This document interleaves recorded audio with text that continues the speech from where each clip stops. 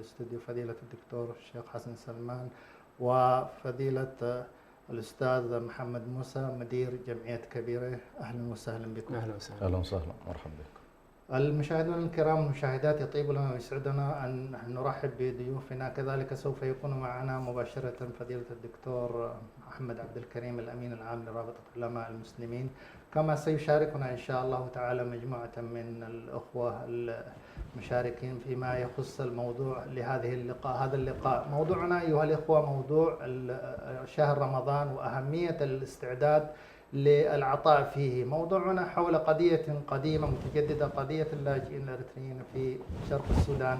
هؤلاء الذين حقيقة تعاقبت عليهم يعني عقود عديدة من المعاناة ومن النسيان ومن الترك، وفي آونة الأخيرة كذلك نعرف حال أهلنا المضيافون أهل السودان الذين حقيقة تقاسموا لقمة العيش مع هؤلاء اللاجئين، ثم حصل ما حصل من الحرب واندفاع الكثير من النازحين إلى شرق السودان مما زاد الأمر عناء. في بداية هذا اللقاء حقيقة نتشرف أن يكون ضيفنا الكبير فضيلة الدكتور محمد عبد الكريم ليلقي الضوء على أهمية التفات الناس يعني حال إخوانهم وضرورة الوقوف معهم، خاصة ونحن قادمون إلى أيام فاضلة وشهر كريم يتطلب من المسلمين أينما كانوا أن ينتبهوا ويلتفتوا لكثير من قضاياهم التي ربما الإعلام لا يوليها يعني الضوء ولا يعتني بها، في ظل وزخم كثير من معاناة المسلمين هنا وهناك مما يتطلب لفت الأنظار والوقوف مع هذه القضايا. لعل فضيلة ضيفنا الدكتور محمد عبد الكريم إن شاء الله الفرصة له مقدما حتى إن شاء الله يتحفنا ويكرمنا بكلمته في هذا الموضوع الحيوي. بارك الله فيكم.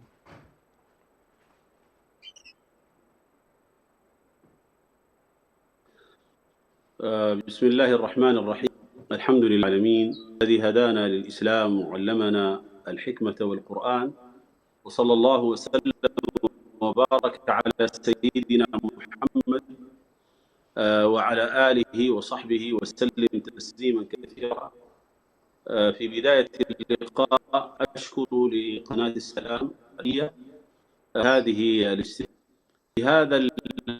لهذه المشاركة في هذه الحملة بين يدي شهر عظيم وهو شهر رمضان الكريم، وكذلك جمعية بكير الخيرية التي تنظم هذه الحملة وتقوم بها.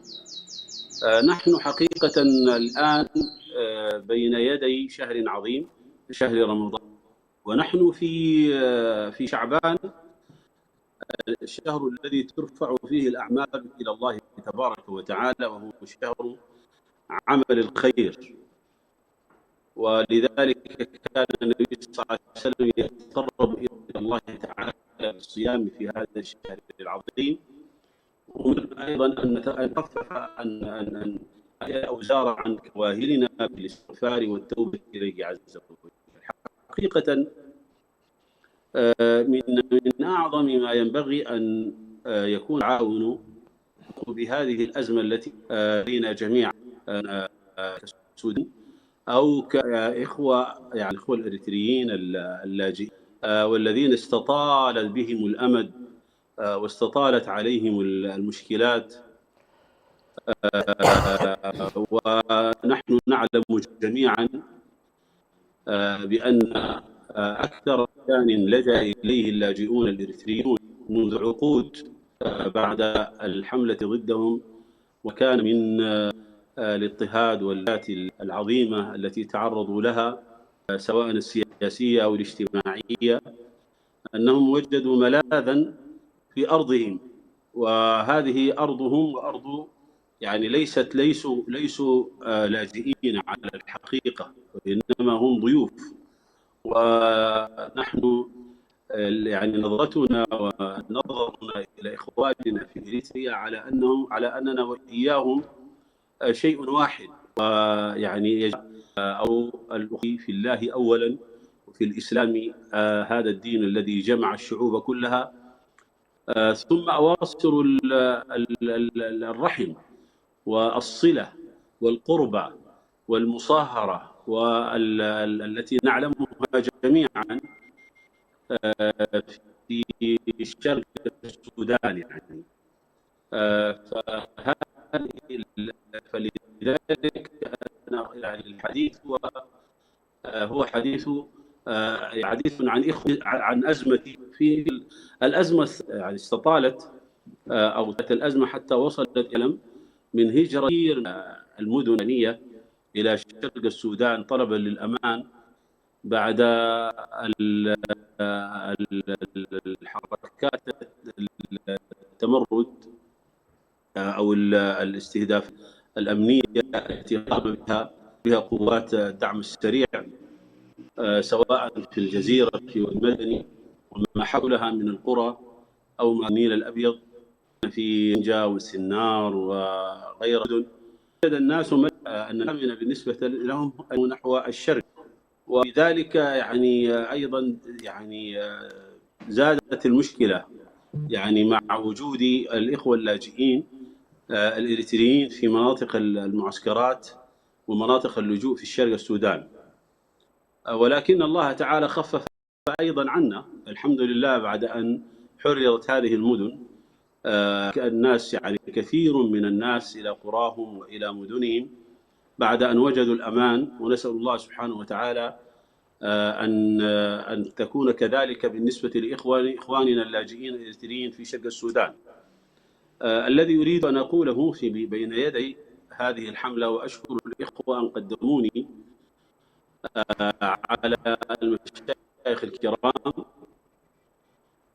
رئيس الجمعية وعلى أخينا يعني الشيخ الدكتور حسن سلمان جزاه الله خيرا. أقول يعني نحن أحوج ما نكون الآن في هذه المرحلة إلى التعاون الأدانية إلى مفوضية العون الإنساني الأعمال الخير، التنسيق يعني بين المنظمات أن يولوا يعني ما يتعلق باللاجئين في شرق السودان أهمية كبيرة جدا. ونحن نعلم عددا من الإخوة الأفاضل في المفوضية يعني يبذلون جهودا كبيرة في تخفيف المعاناة، يعني دعوة المنظمات إلى القيام بواجبات. لذلك هذه مولى إلى قضية والقائمين على الولاية أيضا في تذليل الصعاب والمشكلات التي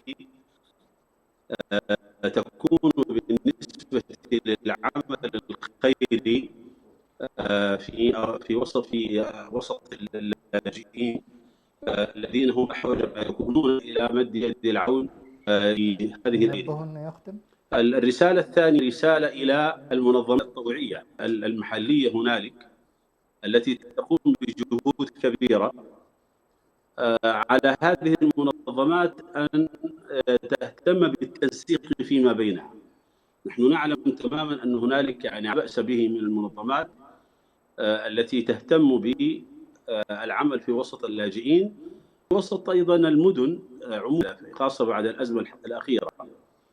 وبالتالي يعني يجب حقيقة أن يكون هنالك نوع من التواصل، وأن تكون هناك غرفة مشتركة يعني للتعاون يعني والتخصص أيضا، لأن هنالك منظمات مثلا معنية بالجانب الصحي، هنالك منظمات معنية بالجانب التعليمي، هنالك منظمات معنية بالجانب الثقافي.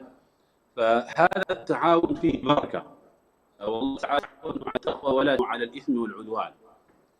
الرسالة الثالثة إلى الدعاة وإلى أهل الفضل الذين لهم كلمة في الناس، منابرهم، منتدياتهم العلمية، المواقف التي لها وعظا وإرشادا. ينبغي حقيقة هذه القضية أهميتها. نحن نعلم أن هذه المساجد يعني التذكير وفيها العظة يحضرها وذوي وأصحاب المسؤولية، فينبغي حقيقة أن يخصصوا من كلماتهم ومن وقفاتهم وقفات للحديث عن فعل الخير وعن بذل المعروف، وأن صنائع المعروف تقي مصارع السوء كما في الحديث والأثر.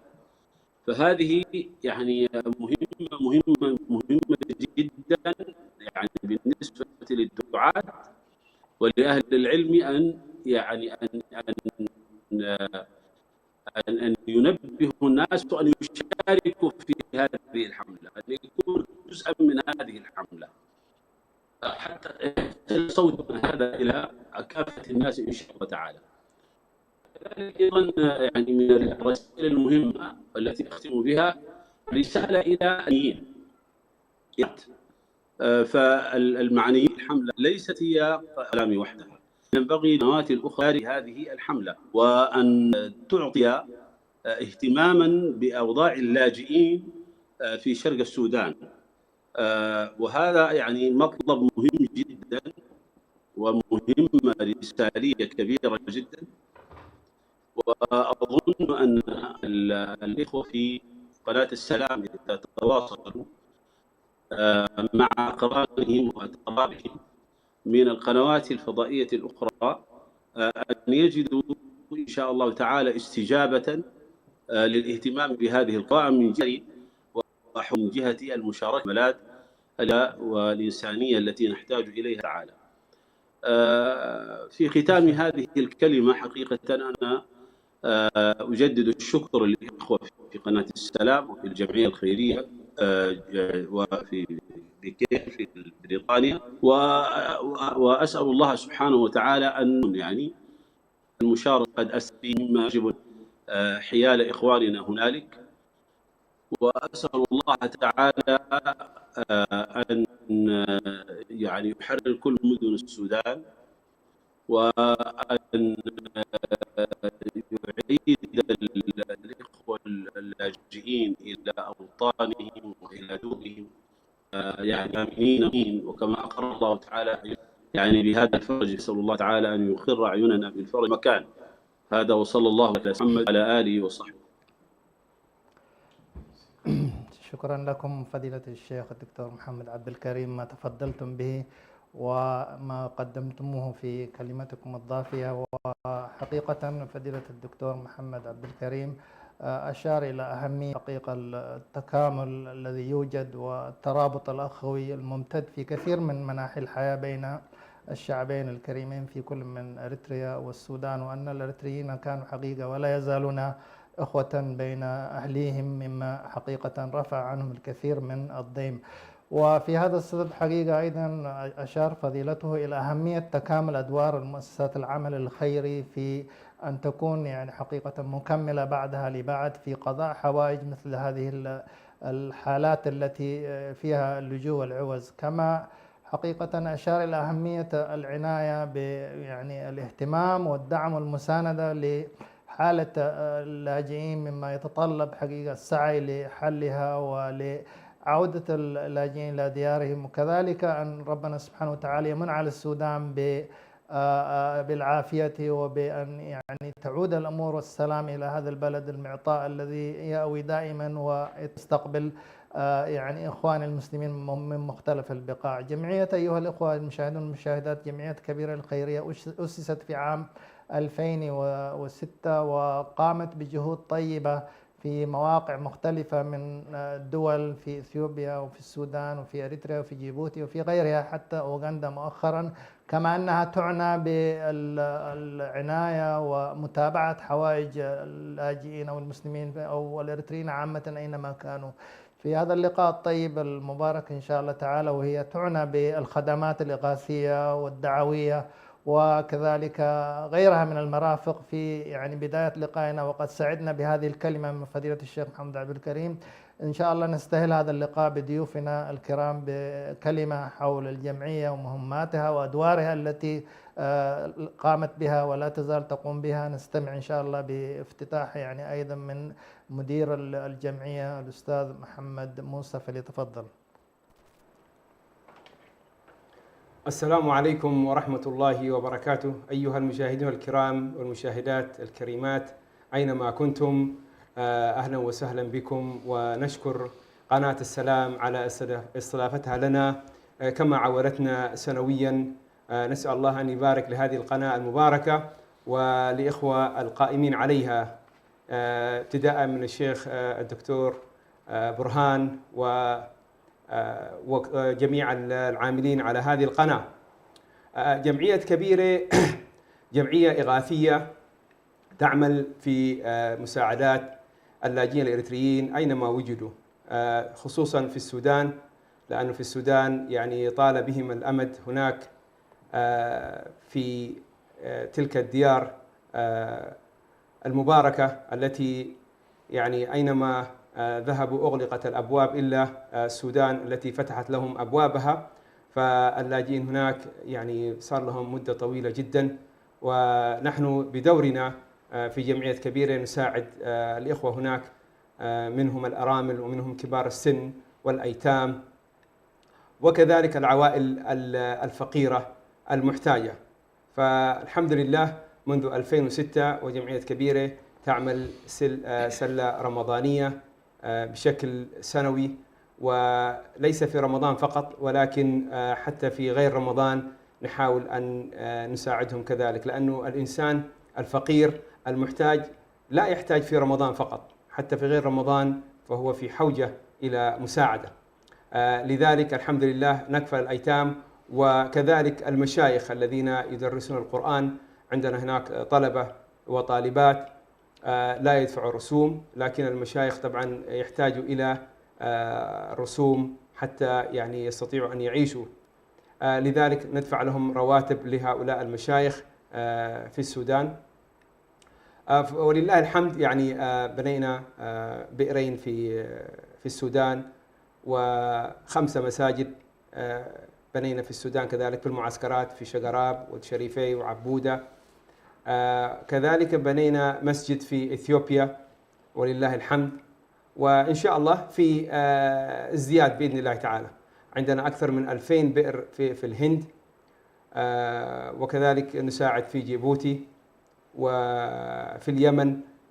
في اليمن في الغالب نعمل هناك في فترة الأضاحي وفي رمضان وفي جيبوتي. أما في السودان فطول السنة نحن دائما يعني نعمل هناك، لأنه عدد اللاجئين هناك أكثر بكثير من الموجودين في إثيوبيا وفي جيبوتي. فلذلك نساعد المعاقين كذلك، يعني الحمد لله بفضل الله أخذنا أكثر من 380 كرسي للمعاقين، وأخذنا برضو يعني أدوية للناس المحتاجين هناك في المعسكرات وفي كسلة. الآن في هذه الفترة نحن نساعد حتى السودانيين كذلك، لأن السودانيين الآن وضعهم حرج جدا، يعني في الحرب من 2023 حتى هذا اليوم يعني النازحين بشكل يعني ما تصوروا، كل يوم في ازدياد. فلذلك نحن نساعد السودانيين كذلك، لأنهم هم يعني برضو في نفس الوضع، بل يكاد يكون الآن وضعهم أسوأ من الإريتريين، وإن كان الإريتريين هم الآن اللي يستضيفوهم يعني، فجزاهم الله خير. فلذلك نحث إخواننا المشاهدين والمشاهدات بأن يتابعونا على موقعنا www.kabiratrust.org ويتبرعوا لهؤلاء المساكين. نحن الآن في شهر يعني شعبان، وكلها كم أسبوع، أسبوعين أو 3 يكون يعني رمضان، ونسأل الله أن يتقبل منا ومنكم، ونسأل الله التوفيق يعني ليس كل شخص يوفق لهذا العمل الخيري. فنرجو من الجميع أن يساهم معنا، تواصلوا معنا على الرقم في الشاشة هناك، رقم القناة، ونتمنى من الجميع أن يساهم بما يستطيع حتى بالدعاء. وكما تعلمون اليد العليا خير من اليد السفلى، فلا تبخلوا على إخوانكم والله في أمس الحاجة حتى لو بالدعاء. فجزاكم الله خير، نحن اليوم معكم ونستقبل اتصالاتكم ونستقبل تبرعاتكم، وجزاكم الله خير، والسلام عليكم ورحمة الله وبركاته. شكرا للأستاذ أبو ياسر على ما تفضل به من حقيقة تعريف بهذه الجمعية المباركة وبأنشطتها المتنوعة، وكذلك من دعوته للمساهمة. إننا أيها الأخوة في يوم لقاء يحصل فيه من التضامن والتكاتف والعطاء. اللقاء لقاء تعريفي، كذلك لقاء بذل وعطاء. في ضمن فقرات يعني أيضا ما نحب أن نلقي عليه الضوء فضيلة الشيخ الدكتور حسن سلمان وفقكم الله، اللاجئين، يعني ما هي مشكلة اللاجئين؟ ونحن نعرف وكثير من المستمعين ربما يتساءلون لماذا حقيقة لاجئين من أريتريا وقد استقلت أريتريا من 30 عاما؟ ما الذي حال لأن تكون هذه المشكلة يعني هكذا معلقة وهكذا في حوجة ودعوة وأن تقوم مثل هذه المؤسسات لهذا النفير؟ لو ألقيتم لنا الضوء على هذه الإشكالية التي ربما البعض قد لا يكون يفهمها، أو ربما الوجود اللاجئين مع استقلال إريتريا وقيام يعني دولتها المعروفة. نعم.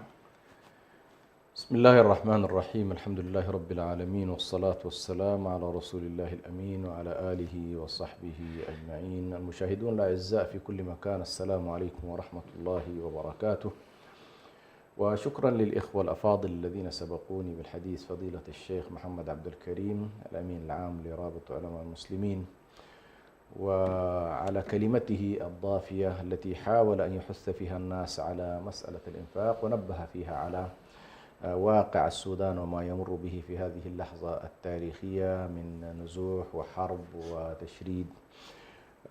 ولا شك أيضا كلمة الأستاذ محمد موسى في التعريف بالجمعية وأعمالها فتح لنا نوافذ طيبة جدا فيما يتعلق بدور هذه الجمعية المباركة منذ سنوات، وأعمالها حقيقة مشهودة للناس الذين يتابعون على الأقل واقع اللاجئين في مختلف مواقع تواجد الأريتريين. وكما تفضل أيضا زادت الأعباء في الآونة الأخيرة حول في السابق صحيح يعمل في السودان في الوسط الأريتري، ولكن اليوم من الصعب جدا أن تكون هنالك جمعية تعمل في الوسط الأريتري ولا تحاول أن تقدم شيئا للوسط السوداني، حيث إن شرق السودان من الأقاليم التي اكتظت تقريبا بالسودانيين النازحين من الوسط، من العاصمة القومية ومن منطقة الجزيرة. غالبا الناس احتشدوا وتكدسوا تقريبا في ولايات السودان الشرقية، ولاية القضارف وولاية كسلا وولاية البحر الأحمر، وبالتالي كل جمعية هنا تتلاشى حقيقة الحواجز والفروق والفرق بين النازح واللاجئ، ويبقى حاجة الإنسان وأهمية إسعاف الإنسان وصاحب الحاجة. وأحيانا قد يكون صاحب الحاجة هو النازح أكثر من اللاجئ، لأن اللاجئ مع طول الوقت على كل استقرت أحواله، بينما النازح ستكون احتياجاته أكبر وأكثر بكثير. فيما يتعلق بموضوع الوضع في إريتريا، يعني هو اليوم من الصعب جدا أن تتناول إريتريا وحدها وأنت تشاهد الإقليم كله تقريبا في حالة حرب مستمرة. فالحروب اليوم تقريبا طالت المنطقة كلها. معروف أن الصومال عاش لسنوات طويلة جدا في حالة حروب، وإثيوبيا بين فترة وأخرى تشتعل فيها حرب وتتسبب في تهجير أيضا مواطنيها. اشتعال الحرب في السودان منذ 3 سنوات، هذه أيضا زادت من المعاناة. لكن الوضع في إريتريا لم يتغير. يعني كان الناس يتصورون بأن عملية التحرير ستؤدي إلى عودة مخيمات اللاجئين التي تتواجد في شرق السودان إلى أن تكون في عودة طوعية إلى ديارها، ولكن للأسف الشديد بحكم طبيعة النظام السياسي الذي قام بعد الاستقلال وعدم إتاحة الحريات، وحتى عدم دراسة عودة اللاجئين بصورة جادة مع الأمم المتحدة، بالإضافة إلى الحروب التي دخلها كذلك مع إثيوبيا في 98 و2000 وما بعدها حرب 2021، كل هذه أدت إلى أن موضوع اللاجئين هي حالة مستمرة وحالة دائمة ولم تحل حتى هذه اللحظة. وبالتالي المخيمات المتواجدة الآن لا يكاد يقل العدد الذي يقطن هذه المناطق، لا يقلون عن 1,000,000 شخص يعني في هذه المخيمات، مع التزايد المستمر في عملية النزوح خصوصا في المجموعات الشبابية. فهنالك الكثير من الشباب يدخلون إلى السودان كمعبر بعد ذلك إلى أوروبا. فظاهرة اللجوء هي ظاهرة لها أسبابها السياسية ولها أسبابها الأمنية ولها أسبابها الاقتصادية والاجتماعية، ولكن اليوم نحن نتكلم عنها في سياق أن البلد المضيف نفسه يعاني من حرب ويعاني من إشكالات لا يستطيع لا حكومة السودان ولا الأمم المتحدة كذلك أن تقوم بواجبها في مثل هذه الأحداث التي نراها. وبالتالي موضوع اللاجئين وموضوع النازحين اليوم يكاد يكون من أهم الموضوعات التي تشغل بال المنظمات الخيرية والعمل الخيري والقائمين على هذه الأعمال، ويحتاجون حقيقة إلى التفاتة. وربما خلال العامين الماضيين الناس انشغلت بصورة كبيرة جدا عن المشكلة الكبرى التي واجهت إخواننا في الشعب الفلسطيني، إخواننا من الشعب الفلسطيني في قطاع غزة، وكانت كذلك الحالة الإعلامية والتحرك الإنساني كله تقريبا كان منصب حول فلسطين وحول غزة. ولكن بطبيعة الحال فإن الواجبات عندما تتضاعف على الناس ويكون هنالك أكثر من قضية، يجب على المسلمين أن يلتفتوا إلى كافة قضاياهم وأن يعملوا على كل الجبهات، وأن لا تستغرقنا أي قضية دون أن يكون هنالك تقليل من شأن أي قضية من القضايا. فاليوم تقريبا القضية السودانية في لائحة الاحتياجات، والقضية الإريترية في لائحة الاحتياجات، وقضية غزة في لائحة الاحتياجات. ولكن كيف نستطيع أن نوفق ما بين هذه بحيث والله أن يستطيع الداعم يصل إلى جميع هذه المواقع حتى نتمكن إن شاء الله من إسعاف إخواننا في كل هذه البقاع. وجزاكم الله خير.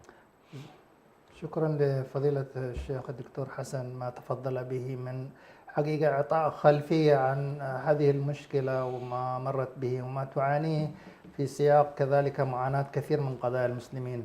الأخوة والأخوات المشاهدون الكرام، حقيقة ونحن نستمع إلى مثل هذه المعاناة جدير بنا أن حقيقة نلتفت إلى المعاني الشرعية التي تدعو أمة الإسلام لأن تكون أمة متكاتفة متراحمة، أمة لا تنتظر من غيرها الإغاثة، إنما هي أمة دائما يعني تغيث من حولها، والمرء يقف مع أخيه، والنصوص والدلالات الشرعية في هذا يعني مهمة أن نقف عليها وأن نسمعها. فلعل فضيلة الشيخ حسن أن يعني ننبه المسلمين عامة إلى معاني الأخوة، معاني التلاحم والتكاتف في مثل هذه الأحداث، حتى بإذن الله تعالى يعني نكون كما بين النبي صلى الله عليه وسلم كالجسد الواحد، يعني يشد بعضه بعض. بارك الله فيكم.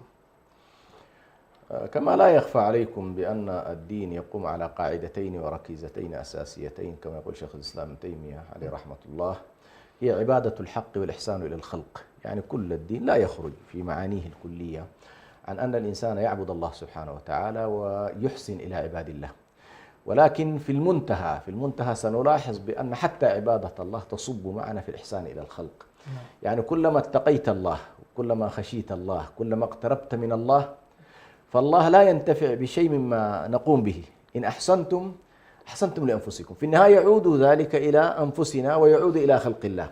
وهذه الرؤية سبحان الله لا بد. يعني نحن مثلا الآن الإحسان عرفه حديث جبريل أن تعبد الله كأنك تراه، فإن لم تكن تراه فإنه يراك. لكن كلما أحسنت في عبادة الله انعكس ذلك على خلق الله، بمعنى أنك تعبد الله وتخشى الله وتتقي الله وتقترب منه. هذا الاقتراب يؤدي بك مباشرة إلى الالتفات إلى خلق الله، لأنه هو الذي قال لك التفت إليهم وأحسن إليهم وأرحم بهم وأرفق بهم وتعاون معهم وانصرهم ويجب أن تقدم لهم الخير. هذه القاعدة أو هاتان القاعدتان مهم جدا، أو الالتفات إلى أننا نقوم على هاتين الركيزة التي نتكلم عنها، ركيزة الإحسان إلى الخلق. يعني الآن لو اعتبرنا الركيزة الأولى عبادة الله، الركيزة الثانية إحسان الخلق. الإحسان إلى الخلق أيضا أو هاتين الركيزتين أيضا تتأسسان عمليا على قاعدتي الصلاة والزكاة. قاعدة العبادة تقوم على الزكاة وهي الصلة المستمرة مع الله سبحانه وتعالى، وقاعدة الإحسان إلى الخلق مبناها على الصدقات وعلى الزكاة. بمعنى كيف أن هذا المال الذي آتاك الله إياه تجعل منه نصيبا وحقا للفقراء. طبعا هذه المسألة هي مسألة الإحسان إلى خلق الله تبارك وتعالى. ولكن أول شيء يجب الإنسان أن يلتفت إليه في موضوع الإنفاق قاعدة أن المال مال الله، ليس لك هذا المال. فالله الذي خلقك وأعدك وأمدك بما تحتاج، مما أمدك به أمدك بالمال، وآتاكم من كل ما سألتموه، منها أن الله أعطاك مالا، وطالبك بعد ذلك بأن هذا المال الذي هو مال الله قال لك والله أعطي منه نسبة معينة للفقراء، أو تصدق للمساكين، أو هب للمحتاجين من النساء والشيوخ والعجزة وغير ذلك. فقاعدة الزكاة تقوم على أن المال مال الله تبارك وتعالى، ثم بعد ذلك أيضا مال الله عز وجل قال الله لك تصدق. ولذلك جعل الله سبحانه وتعالى الركن الثالث بعد الشهادتين، الركن الأول الصلاة، الركن الثاني هو إخراج الزكاة أو إيتاء الزكاة. هذه الزكاة اليوم نحن الحمد لله في شهر رمضان يعني نحن الآن في شهر شعبان مقبلون على شهر رمضان، لا بد أن يكون الإنسان ينظر في ماله كيف يمكن أن يساهم. نحن الآن نتكلم عن مخيمات، نتكلم عن القطاع الصحي، نتكلم عن التعليم، تتكلم عن الفقراء، تتكلم عن الأيتام، تتكلم عن الأرامل، تتكلم عن المطلقات، تتكلم عن الشيوخ العجزة. كل هؤلاء كيف ستنظر إليهم في هذا المال الذي آتاك الله إياه؟ الله سبحانه وتعالى جعل هنالك حق للسائل والمحروم، ونتكلم عن حق وليس منحة وليس هبة. فإنما نحن عندما نذكرك بأنك والله تنفق هنا للمساكين والفقراء، إنما تعطيهم حقا لله تبارك وتعالى، فهو حقهم أعطاهم الله إياهم في مالك، فأنت تعطي حقا وليس منحة منك. هذه مسألة مهمة جدا. الله تبارك وتعالى كذلك وصف المؤمنين في أوائل سورة البقرة عندما قال يؤمنون بالغيب، قال ومما رزقناهم ينفقون. فالله تبارك وتعالى وصف أهل الإيمان في الآيات الأولى سورة البقرة في الحديث عن المؤمنين بأنهم مما رزقناهم ينفقون، كما أنهم يؤمنون بالغيب ويقيمون الصلاة ومما رزقناهم ينفقون. ولكن هنالك نقطة لا بد أن ننبه إليها، وهو أن الشيطان يلبس على ابن آدم بأن والله يعدكم الفقر. بعض الناس يتصور إن أعطى قل ماله، إن أنفق نقصت خزينته. فالله تبارك وتعالى يقول لك الله يعدكم، الشيطان يعدكم الفقر والله يعدكم الغنى، يعدكم مغفرة منه وفضلا. والفضل طبعا مزيد عطاء من الله سبحانه وتعالى لمن ينفق. ولذلك ننبه كذلك على الإنسان أن يخرج من دائرة السيطرة الشيطانية والتلبيس الإبليسي في أنه والله إذا أنفقت يقل مال. النبي صلى الله عليه وسلم يقول ما نقص الصدقة من مال، يعني وأنت تخرج هذه الصدقة هنالك ملك لله تبارك وتعالى يقول في كل صباح اللهم أعطي منفقا خلفا، فإن أمسكت هنالك ملك آخر يقول اللهم أعطي ممسكا تلفا. فأنت إنما تعطي من مال الله وتنفق لعباد الله وتحسن لخلق الله، وفي النهاية يعود الإحسان عليك. إن أحسنتم أحسنتم لأنفسكم. كيف يعود عليك؟ لأنك أنت المستفيد في نهاية المطاف، أنت الذي ستدخل الجنة بهذا المال الذي أنفقته. مع أن الله تبارك وتعالى يقول لك والله المال مالي، إن الله اشترى من المؤمنين أنفسهم وأموالهم، مع أن المال مال الله تبارك وتعالى، ولكن هنالك بيعة مع الله سبحانه وتعالى في أن تنفق وتتصدق وتبذل وتجتهد في كافة ميادين الخير إن شاء الله. الله يجزيكم. شكر الله لكم فضيلة الدكتور حسن، ما تفضلتم به وما ذكرتموه مما حقيقة يجعل المؤمن والمؤمنة يتسابق ويبتغي وجه الله عز وجل، وخاصة ونحن مقبلون إلى مواسم خيرات هي مدعاة لنا جميعا لأن نتقدم ولأن نبذل في سبيل الله إن شاء الله تعالى من خلال برنامجنا هذا. نذكر المشاهدون والمشاهدات الكرام بالتواصل معنا، وأن هذا عنوان كذلك الهاتف للمشاركة متاح، وكذلك التبرع في هذه الحملة يعني مباشرة الآن متاح، ولاحقا كذلك نرجو من الجميع بإذن الله أن يعني تكونوا سباقين مبادرين لعمل وفعل الخيرات. جزاكم الله خيرا. ونحن حقيقة نواصل في هذه الحملة الطيبة المباركة بوجودكم وبمشاركاتكم. أيضا نعطي الفرصة يعني الشيخ الأستاذ أبو ياسر لحديثنا عن أهم حقيقة ما يمكن لفت النظر إليه، ونحن مقبلون إلى شهر الخير، وهنالك يعني اعتاد المسلمون أن ينتظروا يعني مننا يعني يدا حانية تلمس حاجاتهم. ماذا يمكن في هذه الأيام يعني أن نستعرض لما ممكن هو مناسب ولما هو تنتظره الأسر، تنتظره الجموع حقيقة المهاجرين واللاجئين هناك. بارك الله فيكم.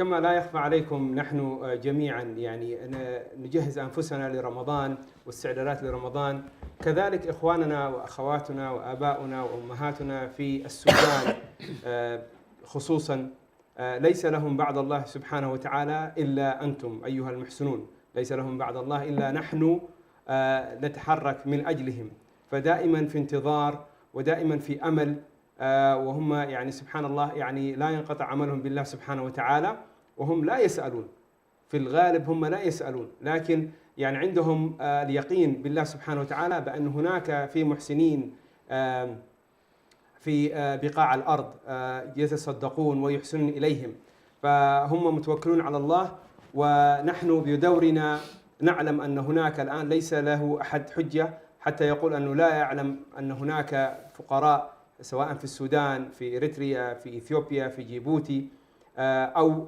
لا نعلم كيف نوصل لهم المساعدات. فهنا الآن نحن يعني بلغنا، ويعني أنتم الآن شاهدون على هذا البلاغ، فاللهم بلغت اللهم فاشهد. فالسؤال هنا الآن كيف أنتم تتبرعون؟ فعليكم التبرع لجمعية كبيرة، عندكم الأرقام، واليوم نحن هذه الحملة لكي نجمع التبرعات. الآن نحن يعني مقبلون على رمضان، والحمد لله إنه ربنا أعطانا الصحة والعافية وأعطانا المال، فدورنا هنا الآن كيف نتصدق وكيف نكون سباقون للخير.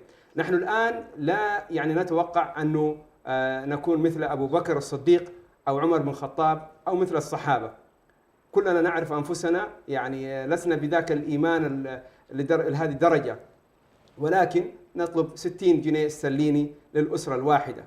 إذا الواحد يعني أمكنه المزيد فخير وبركة، يعني تشمل يعني تتبرع ل3 أسر ل5 أسر، لكن يعني أضعف الإيمان لأسرة واحدة 60 جنيه. فهذه يعني ما نطلبه من المشاهدين الكرام أن يتواصلوا ويتصلوا الآن ويتبرعوا ب60 جنيه لمدة شهر كامل. طبعا الآن لما نجي نسأل عن مدة شهر كامل 60 جنيه فهو مبلغ بسيط جدا، خصوصا الموجودين في خارج السودان. في السودان قد يكون مبلغ يعني ما هو سهل، لكن اللي خارج السودان الناس الموجودين في بقاع الأرض سواء في السعودية أو في تركيا أو في بريطانيا، في أمريكا، أينما كنتم 60 جنيه لمدة شهر هذا لا يعني شيء، حتى أسبوع ما يكفينا في أوروبا. يعني يوم واحد حتى لو أنك أنت عزمت شخص في مطعم قد يكلفك أكثر من 60 جنيه، تخيلوا أنت في يوم واحد، فما بالك 60 جنيه لمدة شهر كامل. هذا طبعا عبارة عن يعني دقيق وزيت و اعتباره سلة، يعني سلة غذائية. نعم، لكن هي بسيطة جدا، لا يعني ليست هي انه يعني زي ما تقولوا ايش انه فيها كل الاشياء، مثلا هم لا يوجد فيها لا لحم ولا دجاج ولا فواكه، يعني اساسية جدا او اقل من الايش من الاساس يعني. فلذلك نحثكم على انكم تتواصلوا وتتبرعوا، بارك الله فيكم. اسال الله ان يوفقنا واياكم لفعل الخير، وأن يتقبل منا ومنكم ويرزقنا الإخلاص في القول والعمل. بارك الله فيكم، والسلام عليكم ورحمة الله وبركاته. نحن ما زلنا معكم إن شاء الله. إذا كما ذكر الأستاذ محمد موسى وفقه الله مدير جمعية كبيرة الخيرية، من المشروعات الهامة وهي مشروعات الوقت الآن وهو حقيقة موضوع الإطعام. ويعني هذه السلة حقيقة كثير من الأسر يعني في حاجة ماسة لها، وفي شهر رمضان الكريم لا تجد الأسر أيها الإخوة حقيقة يعني مستلزمات الأساسية من دقيق ومن سكر ومن يعني كذلك يعني حاجات الأساسية من المشروب والمأكول. وفي هذا السياق حقيقة كما يعني أشرنا سابقا الإعلام موجود بعنوان التبرع وكذلك بالاتصال معنا ويعني المشاركة. فضيلة الدكتور حسن، ونحن حقيقة مقبلون إلى شهر رمضان، وحقيقة السلف كان لهم عناية بموضوع الإطعام وفضل الإطعام وأهمية الإطعام، حتى أنه اشتهر أنه عن بعضهم إذا جاء رمضان فإنما هو قراءة قرآن وإطعام طعام. لعل من كلمة في هذا الباب حتى حقيقة نكون نعيش مع المسلمين شعور بأهمية الإطعام، وحتى أنه رمضان يعني الإنسان يحجم عن الطعام من مقاصده أو من ما يعني يربيه في النفوس أنه يحجم عن الطعام، ربما ليتذكر حال الجائعين طول العام. بارك الله فيكم لو تداخلتم معنا في هذه الزاوية، جزاكم الله خيرا. الله يبارك فيك. جزا الله خيرا يعني الشيخ محمد موسى على سرده، وربما سرد هو الآن مشروعا واحدا اللي هو مشروع الإطعام أو مشروع الأسرة، وأنا أحسب إن شاء الله أنه سيكمل فيما يتعلق بمشاريع الجمعية كلها حتى تكون إن شاء الله الصورة واضحة للداعمين. يعني من يريد أن يسهم في أسرة أو يسهم في غيرها من الموضوعات فلا حرج إن شاء الله في ذلك. أما بالنسبة لموضوع الإطعام، موضوع الإطعام حقيقة في رمضان له سمة خاصة. أولا لأن الإنسان سبحان الله في رمضان سيكون كثير من الناس صائمين، يعني الأسر نفسها صائمة، أبنائها صائمين، الأسرة صائمة. فإذا أنفقت وأطعمت في هذا الشهر ليست فقط إطعام جائع، ولكن أنت تطعم جائعا وتطعم صائما، وقد تقع على يتيم فتكون أطعمت يتيما، وقد تقع على أرملة فتكون أيضا أطعمت أرملة. سبحان الله، فضل الله واسع باختصار شديد. والله عز وجل في المراحل المكية كان القرآن يركز على موضوع إطعام الطعام لعلاقته بالركن الأساسي اللي هو ركن الإنسان. نحن ذكرنا الآن الله والإنسان، مش كده؟ عبادة الله اللي هو الحق جل جلاله، والإحسان إلى الإنسان. كل العمران في الأرض الذي أراده الله، إني جاعل في الأرض خليفة. هذا الخليفة المستخلف مطالب بأن يعبد الله وأن يحسن إلى الخلق، لا خلق الله تبارك وتعالى. ففي المراحل المكية كان الحديث عن الآيات، تتحدث الآيات عن ويطعمون الطعام على حبه مسكينا ويتيما وأسيرا إنما نطعمكم لوجه الله لا نريد منكم جزاء ولا شكورا. كذلك الله تبارك وتعالى في موضوع الإطعام ذكر في السور المكية أو إطعام في يوم ذي مسغبة، وفي قراءة وأطعم في يوم ذي مسغبة. فالإنسان الذي يطعم في لحظة يكون الناس فيها أحوج ما يكونون إلى الطعام، فإن ذلك يقع من الله تبارك وتعالى ويضعه في ميزان الإنسان، ويكون إن شاء الله كمن ساهم بشكل كبير. فإذا كانت الشريعة قد حثت على إطعام الحيوان، وحدثنا النبي صلى الله عليه وسلم عن أن هنالك امرأة دخلت الجنة في كلب، امرأة بغي من بغي بني إسرائيل اللي هي امرأة عاهرة، ولكنها سقت كلبا فأدخلها الله به الجنة. فالخلاصة التي نريد أن نصل إليها هو أن موضوع الإطعام وموضوع الشراب وموضوع الكسوة وموضوع المساعدة في هذا الشهر المبارك يجب أن لا نتهاون فيها، وأن لا ننظر إليها بأنها مسألة عادية أو مسألة بسيطة، لا، هي مسألة كبيرة، وخصوصا في هذا الوقت الذي نحن فيه. هذا الوقت الذي نحن فيه وقت الحروب، وقت الأزمات، وقت الناس حقيقة حتى الذين ليسوا فقراء في السابق اليوم صاروا فقراء. يعني مما كثير من الأسر التي فقدت أموالها مثلا في الحروب في الخرطوم مثلا أو في الولايات صاروا فقراء، بين عشية وضحاها أصبح هؤلاء جميعا فقراء. فالحديث اليوم نحن لا نتكلم عن فقراء سابقين فقط، ولكن نتكلم أيضا عن أغنياء كانوا بالأمس وصاروا اليوم فقراء، ويحتاجون منا إن شاء الله إلى الإطعام وإلى المساعدة. بارك الله فيكم فضيلة الدكتور حسن، ما قدمتم وما بينتم حقيقة على أهمية الوقفة يعني التضامنية والوقفة الإيمانية التي حقيقة الإنسان تدفعه ليكون عونا لأخيه في يعني هذه الأوقات، ويعني هذه اللقمة وهذا الطعام الذي تنتظره الأرملة وينتظره الفقير وينتظره اليتيم، فإنه بإذن الله يقع في مكانه وربنا سبحانه وتعالى يبارك فيه. وكما جاء في الحديث من فطر صائما فله مثل أجره، يعني أجور تتوالى وتتعدد بإذن الله تعالى. المشاهدون والمشاهدات الكرام، نحن نواصل معكم هذا اللقاء الطيب المبارك في الدعوة إلى الإنفاق وإلى البذل. استراحة يسيرة إن شاء الله تعالى نسمع ونشاهد فيها مادة مناسبة حول الجمعية وما تقوم به من جهود مباركة، فتفضلوا إن شاء الله نعود إليكم.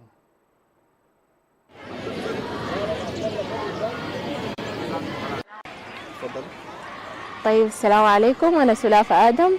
طبعا نحن نازحين الفاشر، بنشكر منظمة كبيرين وفرت لنا المواد الغذائية اللي هي بتتمثل في الدقيق والعدس والأرز والمكرونة والسكر. جزاهم الله كل الخير وربنا يوفقهم إن شاء الله، ما قصروا معانا. ربنا يوفقهم إن شاء الله وكتر خيرهم. بسم الله الرحمن الرحيم. السميع العليم. احنا نازحين شمال دارفور بكسلة نشكر منظمة كبيرة على دعم الصلة الغذائية والتي آوى النازحين بموجبه، واحنا نشكر ونقدم صوت شكرنا كخالص جدا جدا لهذه المنظمة، ونسأل الله سبحانه وتعالى انه يرفع من مقام النازحين، وان شاء الله النازحين ترجع ديارها والسلام يعم وكل البلد السودان يبقى فيها الخير ان شاء الله. بسم الله. طيب، بسم الله الرحمن الرحيم والصلاة والسلام على رسول الله الكريم. أولا نشكر منظمة كبيرة على تقديم السلة الغذائية لمواطني أو نازحين ولاية شمال دارفور.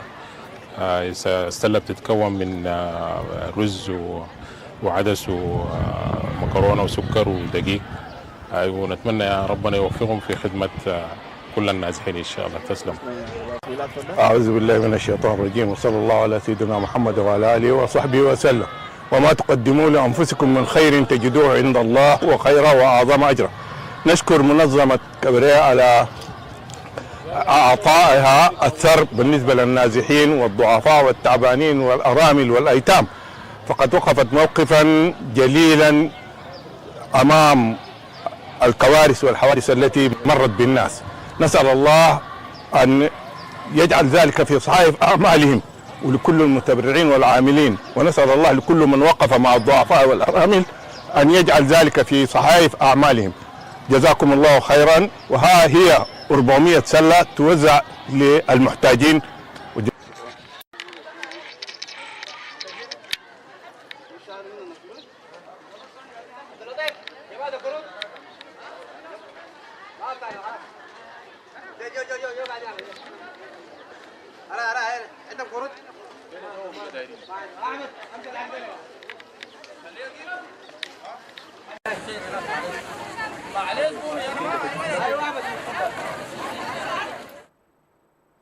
المشاهدون والمشاهدات الكرام، نرجع إليكم مرة أخرى، وقد شاهدنا هذه المادة حقيقة طيبة وهذه الفعالية الجميلة وهذا العطاء من جمعية كبيرة لإخوانهم من جراء النزوح حتى في ولايات دارفور. لعل حقيقة أمام هذا المنظر وهذا البذل وهذا حقيقة التفاني والخروج عن نطاق حقيقة القطرية وكذا، إنما هذه الجمعية كما يعني شاهدتم المشاهدون الكرام دورها، لعل من تعليق على مثل هذه الأنشطة الطيبة وعلى هذا المواقف الجميلة من فضيلة مدير الجمعية الأستاذ محمد موسى. تفضل. السلام عليكم ورحمة الله وبركاته مرة أخرى. طبعا هذا واجبنا إنساني، لأنه العمل الإنساني يعني أنك تساعد الكل ما دام هو محتاج، وخصوصا يعني إخواننا السودانيين معروفين بأنهم هم استضافونا يعني منذ زمن بعيد، فلذلك كان واجبا علينا أن نساعدهم بكل ما نستطيع. بل نحن كنا في بداية الأمر يعني كنا نريد أن نساعد يعني حتى في المناطق في الخرطوم، لكن كان في صعاب بأن الواحد يصل إلى تلك المناطق. فأول ما وجدنا فرصة بأن النازحين هناك موجودين في كسلة وضواحيها، فبادرنا وساعدنا ولله الحمد، لأنه نعرف معنى اللاجئ، نعرف معنى المعاناة والغربة.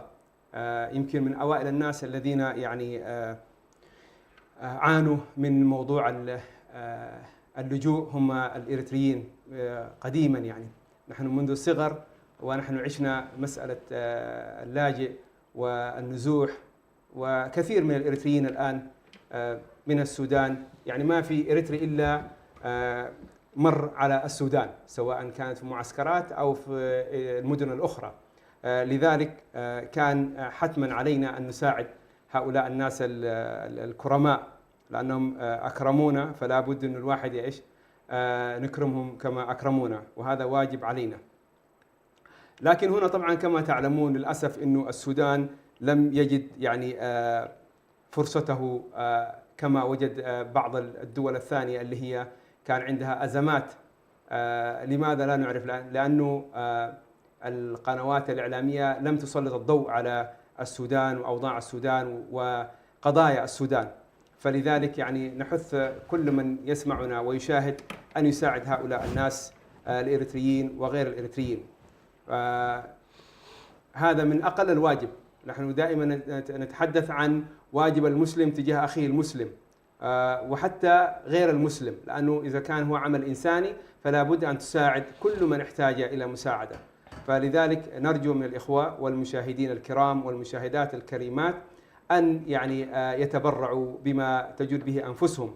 كما ذكرنا السلة الرمضانية هي 60 جنيه استرليني، وكفالة اليتيم 25 جنيه استرليني، وهناك كذلك كفالة المشايخ اللي يدرسون أبنائنا والشيخات، يعني عندنا طبعا الذكور والإناث يعني المشايخ، ف 50 جنيه استرليني للشهر.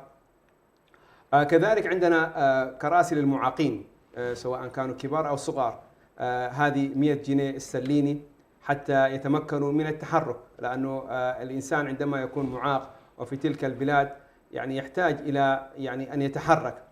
فلذلك هذه بعض المشاريع.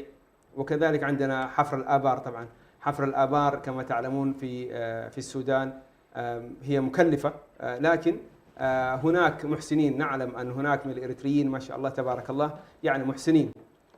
وبالمناسبة جمعية كبيرة عندما بدأت بالمحسنين الإريتريين، والإريتريين يعني صراحة يعني أثبتوا للجميع بأنهم يعني من الكرماء يعني صراحة. ولكن يعني زي ما يقولوا العين بصيرة واليد قصيرة، الكل عنده يعني أهله يساعدوا. هناك يعني لا يوجد أحد من الإريتريين إلا ولديه يعني أقارب يحتاج إلى أن يساعدهم، ومع هذا برضو يساعدوا اللاجئين الإريتريين الموجودين في شرق السودان وإثيوبيا واليمن وإريتريا كذلك. فنرجو من الجميع المساهمة والتبرع. جزاكم الله خير. ولعل يعني ممكن يكون الشيخ الدكتور محمد عبد الكريم موجود معنا، نشكره بما أنه بالرغم أنه هو مسافر ليس في البلد، ومع هذا يعني تجاوب لدعوتنا، استجاب للدعوة وشارك معنا وما زال متابعنا. جزاه الله خير، أسأل الله أن يكتب له الأجر. الشيخ عبد الحي يوسف المفترض يكون معنا، لكن بكثرة انشغاله يعني اعتذر لنا، والشيخ برهان كذلك. لكن الخير في الجميع إن شاء الله. فكونوا معنا وتبرعوا. بارك الله فيكم وجزاكم الله خير، والسلام عليكم ورحمة الله وبركاته. بارك الله فيكم أخونا الكريم أبو ياسر على ما تفضلت به. والحقيقة كما استمعنا يعني مثل هذه الأعمال المباركة أيها الأخوة تنهض حقيقة بجهود الأخيار مننا جميعا يعني. وفي هذا الصدد حقيقة ضروري أن نشير إلى أهمية الفرد وأهمية بذل الفرد وعطاء الفرد. أيها المشاهدون الكرام، حقيقة العمل الخيري والعمل الإنساني أصبح حقيقة يعني أحيانا تسيسه أو تحركه وتوجه اتجاهاته قضايا كثيرة، يعني قضايا إعلامية وقضايا سياسية وقضايا، حتى أننا حقيقة فيما سبق كنا نجد منظمات الأمم المتحدة متواجدة وتقوم بأدوار، إلا أنها مؤخرا يعني تسجل غيابا ربما قد يكون غياب كامل. وربما حتى في الأزمة حقيقة أزمة السودان بلدنا الشقيق العزيز أنه لم يسجل لها الحضور والفعالية المطلوبة، وبالتالي حقيقة العبء يقع علينا نحن أبناء الأمة أبناء المسلمين بجمعياتنا حقيقة وبأفرادنا وبأهل الخير فينا. من المهم جدا أن حقيقة نسمع فضيلة الشيخ الدكتور حسن يعني أهمية البذل الفردي وتأثيره، وأنه حقيقة له دور كبير في رفع معاناة يعني عامة ما يقع من كوارث في الأمة اليوم. فحتى لا يحتقر الإنسان، ربما يقول هذه جموع ضخمة ولاجئين وماذا يجزي يعني سلة أو كذا، لا أبدا. إنما أهمية أن نكون باذلين أفرادا وجماعات وشخصيات، حتى هذه الجمعيات تؤدي يعني هذا الدور. من أين لها هذه الأموال حتى تقدم السلة والكفالة وغيرها إن حقيقة ما قام الفرد المسلم بالواجب؟ أهمية الواجب وإعطاء الدور للفرد المسلم وإن قل إعطاؤه، هذا بالإمكان أن نسمع فيه إن شاء الله من الشيخ ما يناسب. بارك الله فيكم. طبعا موضوع الإنفاق على وجه التحديد هو موضوع إلى حد كبير موضوع شخصي، يعني لا نستطيع أن نقول هو موضوع جماعي. يعني اليوم الصلوات تؤدى جماعة، والصيام أحيانا الصيام جماعة، والحج جماعة، لكن سبحان الله الزكاة تحديدا هو مال فردي أو هو حق فردي يعطيه الإنسان، ولذلك كل إنسان له موسمه أو كل إنسان له سنته. يعني أنت قد تكون والله سنتك في يناير، واحد في فبراير، وهكذا أشهر طبعا القمرية، يعني نتكلم هنا في محرم وصفر فهكذا. يعني كل إنسان له وضعية، وهذه سبحان الله من حكمة الله في أنه هذا الوضع الفردي سيغطي حاجة الناس خلال العام. يعني صحيح نحن الآن نتحرك في كل سنة باعتبار كثير من الناس يحاول أن يجعل لرمضان نصيب من زكاته حتى يفوز إن شاء الله بالأجر، لكن احتياجات الناس لا تتوقف في رمضان. وبالتالي هذه القضية الفردية، إن والله بعض الناس زكاته تكون في محرم يجب عليه أن لا يؤخرها. هذا طبعا لا يجوز تأخير الزكاة ولا ليوم واحد. يعني قضية إنك أنت تقدمها هذا ما فيه إشكال، لكن أن تؤخرها بعد أن وصلت. لكن ممكن قضية الصدقات وقت بعضها في رمضان، وقت بعضها في الحج، لكن الزكاة هي ميقات، كما أن الصلاة لها ميقات الزكاة لها أيضا إيه؟ ميقات. متى ما دخل ميقات الزكاة لا يجوز تأخيرها، لأنها انتقلت من حقك ومن مالك إلى مال المسكين، ويجب أن تصل إليه. هذه أول نقطة مهمة جدا، أن المسألة فردية هي في نهاية المطاف، وستأتي يوم القيامة وأنت محاسب على مالك الشخصي، ماذا فعلت فيه ومن مالك، ويسأل الإنسان عن 5 ومنها في ماله من أين اكتسبه وفيما أنفقه. الأمر الثاني أيضا الشريعة تحث الناس على أنه لا يستقلون شيئا، يعني اتق النار ولو بشق تمر. أنت مهمتك إنه والله ما لديك يجب أن تنفق به.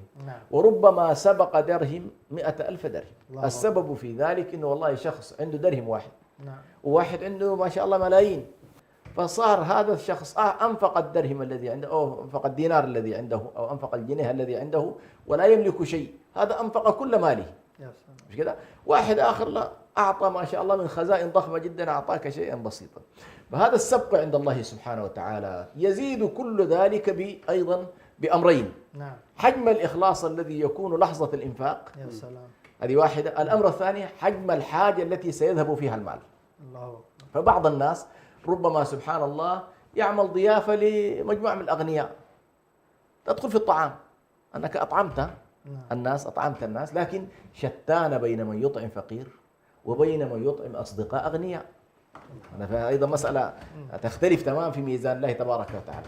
هذا وشتان بين من ينفق في مدن فارهة وبين من يقتحم أسوار أفريقيا وقراها واحتياجاتها ومياهها، هذه أيضا تختلف. فالشاهد أن هذا الجانب الفردي يجب أن يلتفت إلى هذا الجانب. والآن جزاه الله خير الأرقام التي يذكرها الشيخ شيء لا يذكر. يعني تصور لو أنك والله أنت الآن مثلا عندك 1000 شخص، إريتريين أو غير إريتريين، تولى كل واحد منهم أسرة من الأسر، 1000 أسرة، بل 60,000 أسرة. 1000 أسرة المتوسط الذي سيصل إلى الناس، معناه أنت استطعت أن تصل 5000 فرد. لو افترضنا كل أسرة فيها خمسة أشخاص، فمعنى ذلك أن فرد واحد لكنه مع مجموعة الإخوة وصل إلى عدد كبير جدا. ويمكن لنا بعض الناس لا والله أنا أريد أن أتبنى 10 أسرة، كم ستكون معك؟ 600 جنيه استرليني. طيب هذا من سنة أنت تخرجها لتصل إلى هؤلاء الناس. فالمسألة هي تعامل مع الله قبل كل شيء، إحسان إلى خلق الله. الرصيد النهائي هو في حساباتك أنت البنكية في الآخرة. يعني هذه لا بد أن نستحضر، إن أحسنتم لأنفسكم، هل جزاء الإحسان إلا الإحسان. يعني سبحان الله اقتضت سنة الله تبارك وتعالى أن يعامل أهل الإنفاق وأهل الخير بالخير والإحسان في دنياهم وفي آخرتهم. تلمس الصلاح والبركة والخير والنماء في أسرتك وفي مالك وفي شخصك وفي صحتك وفي عافيتك قبل أن تلمسه في الآخرة. لماذا؟ هل جزاء الإحسان إلا الإحسان. فلما يأتي ملك يقول اللهم أعط منفقا خلفا، أنت تثق بأن الله تبارك وتعالى أنفقت 60 جنيه استرليني سيبدلك الله بهذه بركة في النفس، بركة في العيال، بركة في المال، وهكذا. ونحن ننبه إلى قضية في الوقت الذي نحفز الناس بما حفزهم به الشارع، في إنه والله يا أخي سيكون لك كذا في الدنيا، لكن أنت عليك أن تنظر إلى الآخرة. تنظر إلى أن هذه المسألة ستكون لك يوم القيامة بشيء لا تتصورها أنت. يعني مثلا الذي ينفق ريال واحد أو جنيه واحد، الله سبحانه وتعالى وعده بأنه والله 700 ضعف، 10 إلى 700 ضعف، إلى أضعاف كثيرة. فأنت كلما كان الإخلاص أعظم كلما كان الأجر أكبر، كلما كانت الحوجة التي أنفقت فيها أكبر كانت. يعني لماذا يقول شيخ الإسلام ابن تيمية عليه رحمة الله، لماذا كانت البطاقة التي رجحت كفة الميزان لذاك العاصي الذي كانت بلغت ذنوبه عنان السماء سجلات؟ نعم. فقال الله له هل لك حسنة؟ قال وماذا تفعل حسنتي يا ربي مع إيه؟ هذه السيئات مع هذه السجلات. نعم. قال اليوم لا يظلم عندنا أحد. فوضعت البطاقة التي مكتوب عليها لا إله إلا الله فرجحت بها. فابن تيمية يقول هنالك من يقول لا إله إلا الله وفي هذه اللحظة اللي رجحت فيها كفة الميزان هنالك من يعذب في النار مع أنه قال لا إله إلا الله. قال الفارق هو إيه؟ الإخلاص فيها. عن لحظة الإخلاص ولحظة الحوجة ولحظة من ينفق في الأزمات ليس كمن ينفق في الرخاء. من ينفق لحظة المسغبة ليس كمن ينفق في أوضاع الرخاء. من ينفق لحظة الحروب ليس كمن ينفق في غيره. هكذا يجب أن ينتبه إليها. الله يجزيك الخير. فتح الله عليكم شيخنا وجزاكم الله خير على ما بينتم وأرشدتم. ولا شك أن حقيقة الإنسان يسعد بما يقدم، يعني هذه تجدها عند الله أحسن ما تكون. هذه التي تقدمها يعني يسيرة ربنا سبحانه وتعالى يربيها ويكبرها لك في الآخرة حتى تجدها يعني أسمن ما تكون وأجمل وأكبر ما تكون. البدار أيها الإخوة والأخوات، ونحن نواصل معكم هذا اللقاء الطيب المبارك في عمل الخير وفي الدعوة إلى الخير وإلى الإنفاق. نسأل الله سبحانه وتعالى يعني أن يكون هذا اليوم يوم مبارك، يوم فيه عطاء، يوم فيه تضامن، يوم فيه تعادد في الوقوف مع ضعفائنا يعني في السودان، من أهلنا ومن أهل السودان ومن غيرهم أيضا ممن تشرد وخرج ونزح إلى يعني مناطق شرق السودان وغيرها. نحن نواصل معكم أيها الأخوة، ونحن حقيقة نتابع هذا اللقاء الطيب المبارك. نسمع أيضا يعني الإنسان قدر ما يجد الفرحة في نفس الذي يقدم له تأثير هذه الصدقة وهذه السلة شيء لا يوصف حقيقة. لعل الأستاذ يعني الأستاذ محمد موسى ينقلنا إلى مشاهدات لعطاياكم وعطايا من سبق من أهل الخير، وكيف أن هذه الصدقات حقيقة تدخل من السرور. يمكن لو نقلنا، وقد يعني أكيد الجمعية شاهدت وعاشت نماذج من مثل هذه الأمور، يعني كيف أنه كان عطاء إخوانهم سببا في العلاج، سببا في إدخال السرور، والسرور الذي تدخله حقيقة على أخيك أيها المتبرع وأيها الأخوة وأيها الأخت المتبرعة بهذا الإنفاق اليسير شيء لا يوصف حقيقة. سرور يدخل الإنسان على قلبه مؤمن، درجاته عند الله عظيمة وفضله كبير. يمكن نتيح مشاركة في هذا الباب في هذه الزاوية للأستاذ أبو ياسر، فليتفضل. طبعا سبحان الله، من الأشياء الجميلة اللي شاهدناها عندما يعني تعطي هذا المسكين وهذا المحتاج، وجدنا أنفسنا نحن نكون سعداء أكثر منهم، لأنه بتشوف البهجة والسرور في هذا الإنسان المحتاج. فلذلك يعني سبحان الله تقول يعني إذا كان أنا يعني مسرور وأنا أعتبر برج يعني ولست أنا المحسن، فما بالك بالمحسن يعني إذا شاهد هذا الشيء فحيكون أكثر سرورا يعني. فلذلك يعني حتى نحث الناس، يعني أي إنسان ميسور الحال وعنده استطاعة إنه يذهب معنا إلى السودان ويشاهد هؤلاء الناس ويعني يتبرع بنفسه، شفت كيف، ويعلم أو يرى كيف نحن نوزع هذه السلال الرمضانية أو المساعدات في غير رمضان. نحن يعني مستعدون لتيسير الأمور بإذن الله تعالى. لذلك يعني معذرة منك، دخل علينا فضيلة الشيخ ممتاز، طيب جميل محمد جدا، عبد الكريم ما شاء الله. فضيلة الدكتور، ونحن نواصل وأنتم تتابعوننا، مشكورين من وقتكم الثمين. لعل أيضا لكم مداخلة حول يعني ما شاهدتم وما استمعتم أيضا مما فتح الله عليكم، فالفرصة لكم متاحة. بارك الله فيكم.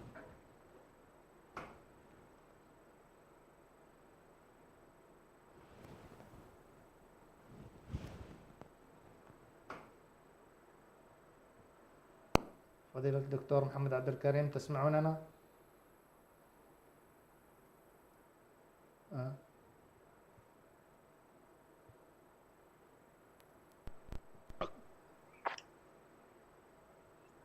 فضيلة الدكتور محمد عبد الكريم حياكم الله مرة أخرى، ونحن نواصل في لقائنا المبارك هذا للتبرعات والصدقات لحقيقة أهلنا في السودان وفي إريتريا في شرق السودان وفي عموم السودان، حيث حقيقة هذه الجائحة، جائحة الحرب وجائحة النزوح وجائحة اللجوء القديمة المتجددة كما تفضلتم من قبل، فتتاح لكم أيضا يعني فرصة لدعوة إخوانكم المسلمين للإنفاق والبذل في هذا الباب الذي يعني هو مفتوح للأجر إن شاء الله.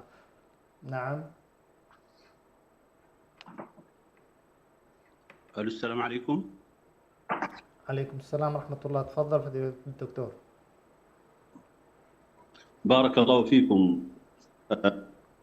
أنا حقيقة أعتذر لرداءة أحيانا الصوت أو الاتصال، لأن في منطقة ربما فيها إشكالية في قضية التواصل. على كل حال فنحن يعني في هذه الحملة نسمعكم بوضوح الآن. يعني نشكر الله سبحانه وتعالى أن يسر لنا هذه المشاركة. وأقول يعني للإخوة جميعا الذين يتابعون معنا هذه الحملة ويرون إمكانية التبرع من خلال الأرقام التي بين يديهم، أنه يعني لا يمكن للمسلم أن يصمت وأن يتقاعس فيما إخوة له هنالك في المخمصة وفي الحوجة. فالإخوة الذين نزحوا من ويلاتهم في إريتريا يحملون جراح الماضي وألم الحاضر ويواجهون مستقبلا يعني غامضا، ووسط هذه الظروف الصعبة فلا يمكن للإنسان إلا أن يكون عونا لإخوانه.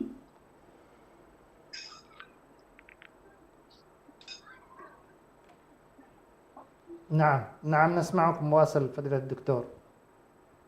تسمعونني؟ جدا نسمعكم. نعم واصلوا، واضح الصوت.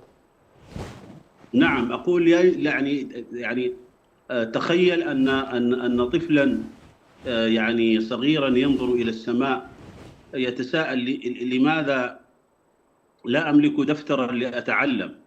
لماذا لا أجد دواء لمرضي؟ تخيل أما يعني في مخيمها تبحث عن لقمة تطفئ جوع أطفالها وقطرة ماء تبرد حرارة أجسادها. هؤلاء ليسوا أرقاما في يعني تقرير إخباري، هؤلاء بشر لهم كرامة، لهم أحلام، لهم حق في الحياة. فهذه الحملة تدق جرس الإنذار الإنسانية معا، ولذلك نحن يعني ندعو جميعا لأن نكون سندا لمن انكسرت سفنه، وأن نكون يدا تمتد بالخير لنمسح بها دمعة يتيم، ونطعم بها جائعا، نعالج بها مريضا. ولذلك أقول يعني الإخوة جميعا الذين يستمعون إلينا ويتابعون هذه الحملة، تبرعكم مهم جدا في شريان الحياة. وماذا يعني والمبلغ المرصود الآن الأدنى 70 جنيها يعني للتبرع، هذا يعني لا ينبغي أن نستقله، فرب قليل يعظم عند الله تعالى بعظم النية. ولا تقل يا أخي ماذا سيفعل قليلي، فنحلة واحدة لا تجني العسل، ولكن النحل مجتمعا يبني الخلية كلها، والنجم وحده لا يضيء الليل، ولكن الكون كله يتلألأ بتجمع النجوم. لنتذكر قول الله تعالى: وما تقدموا لأنفسكم من خير تجدوه عند الله هو خيرا وأعظم أجرا. ونتأمل في قول رسولنا صلى الله عليه وسلم: مثل المؤمنين في توادهم وتراحمهم وتعاطفهم مثل الجسد إذا اشتكى منه عضو تداعى له سائر الجسد بالسهر والحمى. إخوتنا اللاجئون تتداعى أجسادهم من الفقر ومن المخمصة، فهل سنكون ذلك الجسد الذي يتداعى للسهر والحمى؟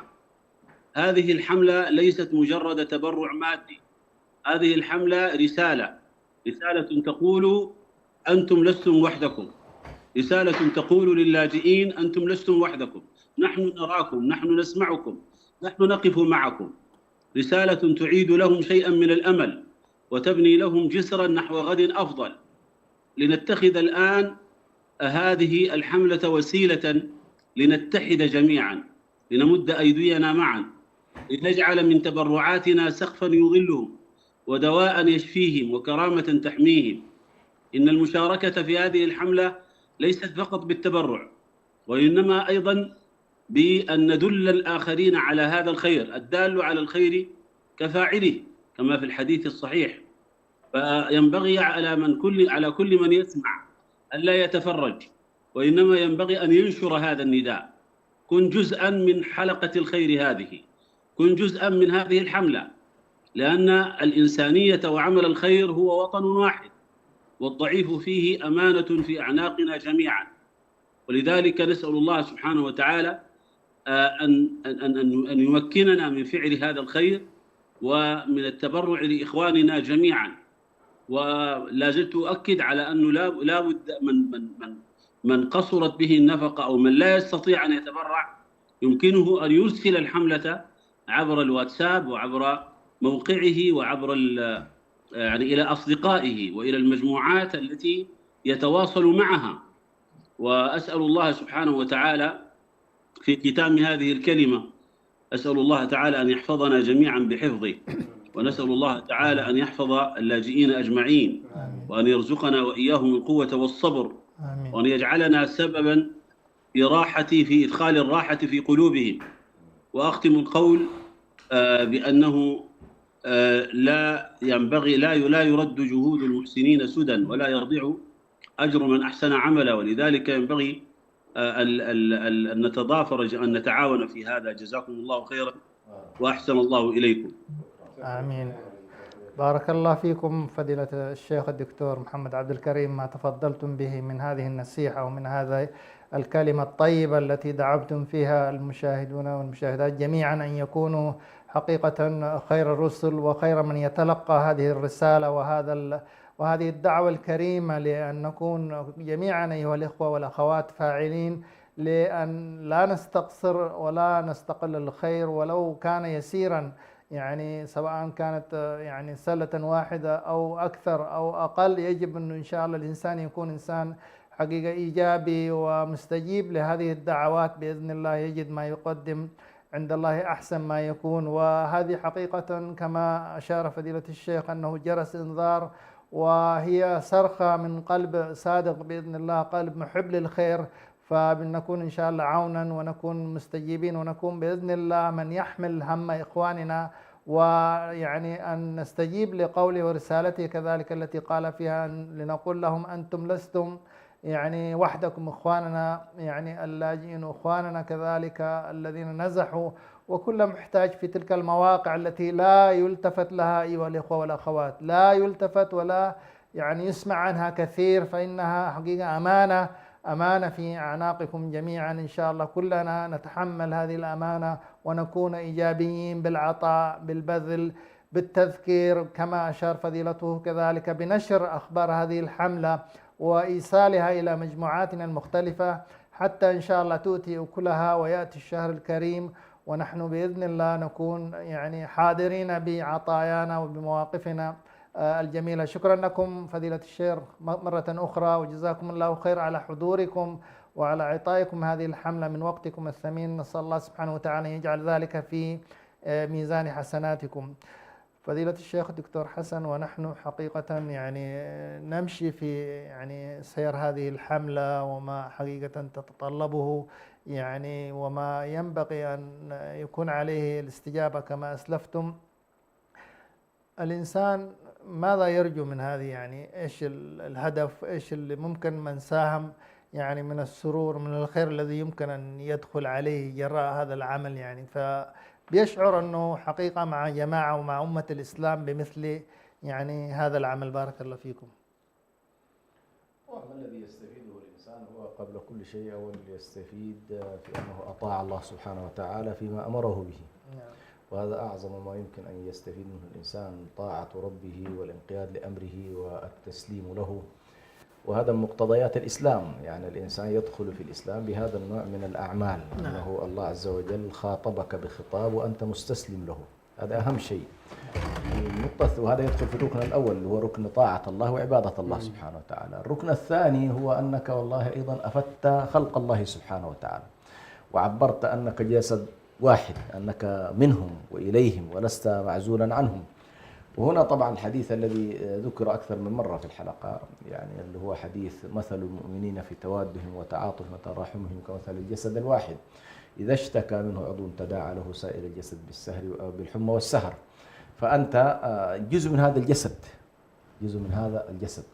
النقطة الثالثة أيضا هو من حق المسلم على المسلم أن يقف معه وأن ينصره، فهذه من حقوق المسلمين فيما بينهم، أنهم يتناصرون وأنهم يتوادون، وأنها أيضا تدخل في معنى أن الإنسان لا يسلم أخاه ولا يخذله. فإذا كان الآن في حوجة، المسلم في حوجة، فأنت أيضا تشعر نفسك وتشعر أخيك بهذا المعنى العظيم. في نقطة مهمة جدا وهي نقطة أخروية: من فرج عن مسلم كربة في هذه الدنيا فرج الله عنه كربة من كرب الآخرة.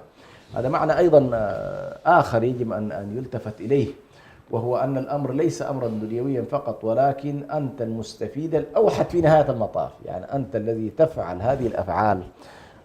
والعصر إن الإنسان لفي خسر إلا الذين آمنوا وعملوا الصالحات. فأنت ستكون من الناجين وتخرج من مفهوم الخسران بهذا العمل الصالح الذي أنت تقوم به.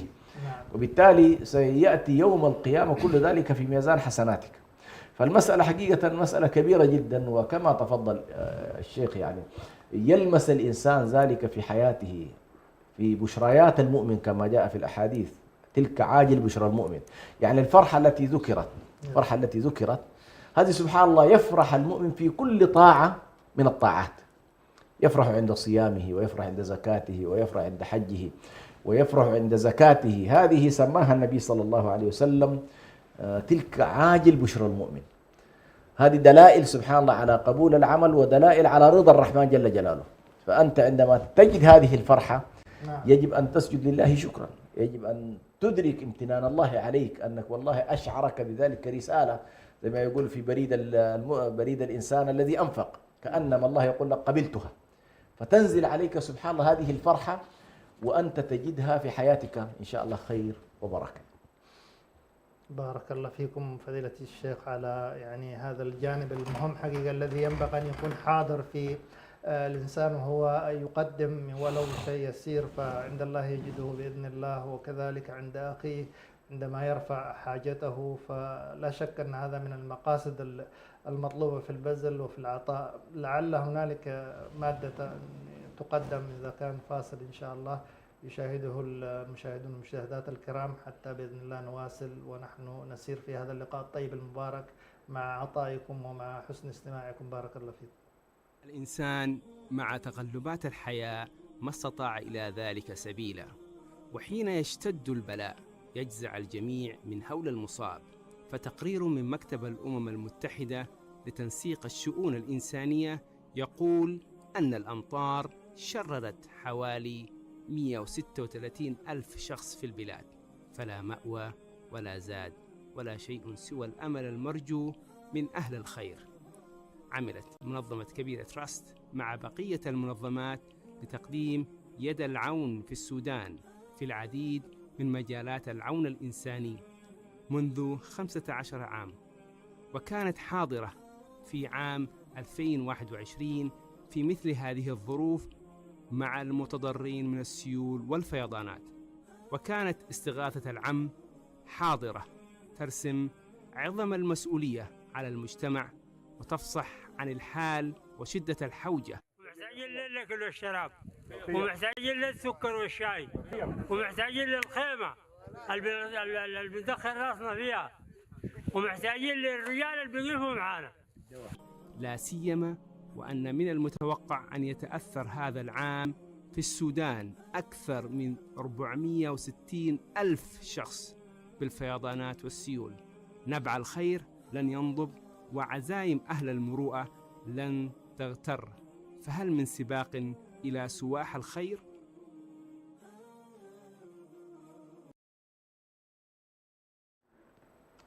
المشاهدون والمشاهدات الكرام، نرجع إليكم مرة أخرى، وقد شاهدنا هذا التسجيل ويعني هذه الصور الحية حقيقة عن جزء من اهتمامات جمعية كبيرة والقائمين عليها وفقهم الله. حقيقة مثل هذه المشاهد التي تنم والصورة فيها أصدق يعني إنباء من الكلمة لما حقيقة لها من تأثير. لعل مع الأستاذ أبو ياسر أن نسمع يعني شيء من قصص حقيقة ما يعني وقفوا عليه مباشرة من نشاطاتهم وأدوارهم ومساعداتهم التي عاشوها في مناطق مختلفة من السودان وغيره بإذن الله. ونحن نسير في لقائنا هذا الطيب المبارك، لقاء العطاء ولقاء البذل، وأيضا يعني إن شاء الله الهاتف موجود لمن أراد أن يشارك، كما كان لدينا يعني ترتيب مع بعض الأخوة، وكذلك لمن أراد أن يتبرع فالباب إن شاء الله ودعوتكم مفتوحة يعني الآن وبعد الآن. شكر الله لكم. نعم، مشاركة إن شاء الله من الأستاذ أبو ياسر حول قصص وبعض المواقف التي مؤثرة يحسن أن يستمع إليها المشاهدون والمشاهدات الكرام. بارك الله فيكم. جزاك الله خير. طبعا كلما تذكر الإنسان بعض القصص يعني هي فعلا مؤثرة، والحمد لله أن الإنسان ربنا سبحانه وتعالى خلقه يعني خلق له النسيان، ولولا النسيان يعني الواحد صراحة لكان يعني مرض وتعب يعني.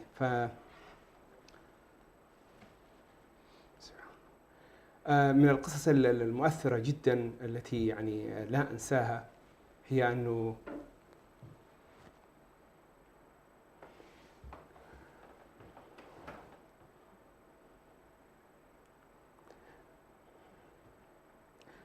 مرة مررنا بأحدى الأمهات وهي كانت كبيرة في السن، فعندما سألناها ماذا تحتاجين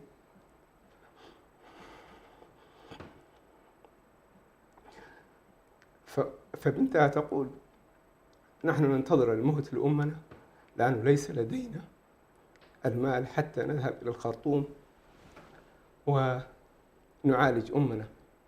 فعندما تمر بمثل هذه المواقف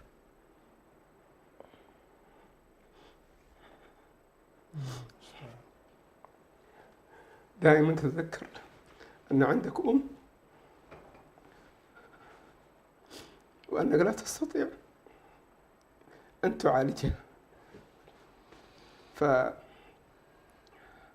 فبادروا قبل أن تغادروا. فلو استشعرنا هذا الشعور بأن هذه الأم وهذه الأخت وهذا الوالد وهذا الأخ أنه نحن لدينا المال وبإمكاننا أن نتبرع بما نستطيع، ولكن لأننا نعتقد أنه ليس هذا من واجبنا وأنا ليس لي دخل، فيكون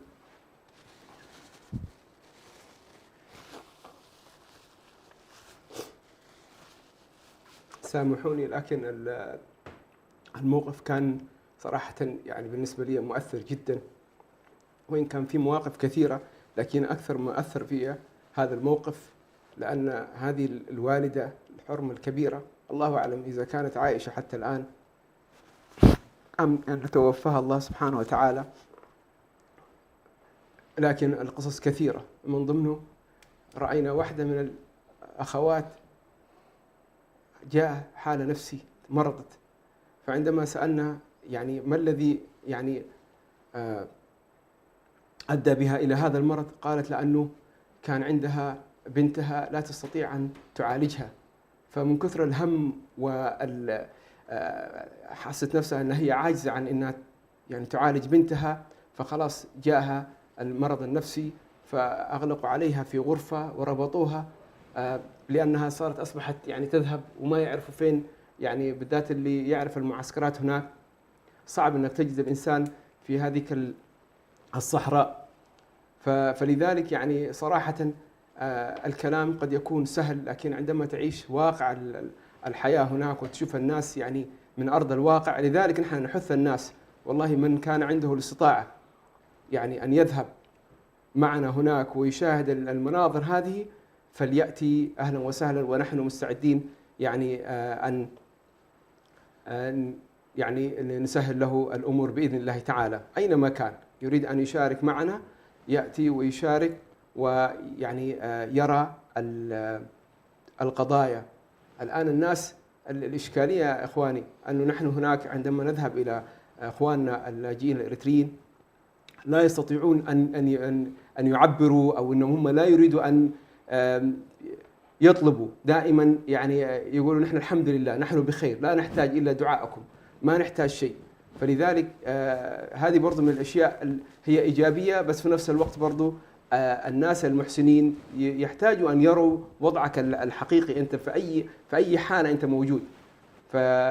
فإخواني وأخواتي والله أولا الدعاء لهم، والشيء الثاني ندعو لأنفسنا أن الله سبحانه وتعالى يوفقنا حتى يعني نستطيع أن نخرج، لأنه ليس كل شخص موفق لهذا الشيء. فأسأل الله أن يوفقني وإياكم ويرزقنا الإخلاص. وإذا إنسان لا يريد أن مثلا أن يكون معروف أو اسمه هذا، عنده الموقع إن شاء الله في الشاشة، ويتواصل معنا أو يتبرع مباشرة للبنك أينما كان. وجزاكم الله خير، وسامحوني على يعني الإطالة. السلام عليكم ورحمة الله وبركاته. عليكم السلام، جزاك الله خير أخونا الفاضل الأستاذ أبو ياسر، على حقيقة واضح يعني هذه الروح وهذا النفس الطيب، وحقيقة هذا التأثر يعني هو يحصل لمن عاش مثل هذه القضايا ولمن عاش وذهب ورأى بعينه. ولهذا تأتي هذه الدعوة منه بارك الله فيكم ومن جمعية كبيرة ومن جميع حقيقة أهل الخير، أنه حقيقة بقدر ما يعني نقف ونصل فإن في ذلك يعني فضيلة الشيخ حسن لعل يعني موضوع جبر الخواطر يعني حقيقة، والحضور للناس ومشاركة الناس يعني في ختام هذا اللقاء، المشاركة سواء بمختلف السبل. يعني الناس بحاجة إلى من يضمد جراحهم، بحاجة إلى من يسمع من الكلمة الطيبة. هذا الباب العظيم كيف يمكن للمسلم يعني لأهل بلدك يعني وخاصة من يعنيك، فالأقربون يعني أولى بالمعروف أينما كنت، يعني اقتطع وقتا يعني ولو أيام معدودة. كيف يمكن أن أكون جابرا للخواطر وللمشاعر، وخاصة في مثل هذه المواسم، مثل هذه الظروف التي الناس تعيش فيها، وهي بحاجة إلى يعني إلى روح الوقفة وروح الأخوة وروح التضامن. بارك الله فيكم لو ختمتم لنا بهذا الصدد، جزاكم الله خير. في نقطة مهمة جدا يعني وقف عليها الأخ أبو ياسر جزاه الله خير في ختام كلامه، وهو أن الإنفاق لن يستطيع عليه كل إنسان، لأنه توفيق من الله سبحانه وتعالى، والمحروم من حرم من ذلك. يعني المحروم في حياته والمحروم بعد مماته هو من يحرم من الإنفاق. ولذلك سبحان الله في سورة المدثر المجرمين وصفهم الله سبحانه وتعالى بأوصاف، قالوا لم نكن من المصلين ولم نكن نطعم المسكين وكنا نخوض مع الخائضين وكنا نكذب بيوم الدين، كنا نخوض مع الخائضين. فلاحظ هذه الأوصاف سبحان الله تصل بالإنسان إلى درجة الإجرام. فكم من أناس سبحان الله عندهم مال لكنه ما وفقه الله سبحانه وتعالى لأن ينفق. وهنا سبحان الله تحضرني قصة كان يحكيها أحد الدعاة، وهو يقول شاب يعمل يعني يدرس في الجامعة وعصامي لا يجد مساعدة من أحد، يدرس في الجامعة وفي الأمسيات يشتغل لنفسه، فيقول يعمل في بقالة من جهة ويعمل أيضا في نظافة المسجد ونظافة حمامات المسجد من جهة، فيأخذ من هنا 100 جنيه في الشهر، وقتها طبعا في السودان هذا الكلام، ويأخذ من أهل المسجد 100 جنيه أيضا، إلى أن أكمل 4 سنوات في الجامعة. ثم خلاص أكمل الجامعة، غادر المدينة وذهب إلى أهله في الولايات.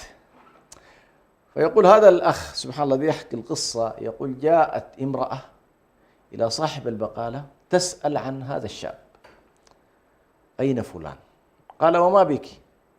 هل في دين؟ هل في كذا؟ يعني أنت؟ قالت له لا.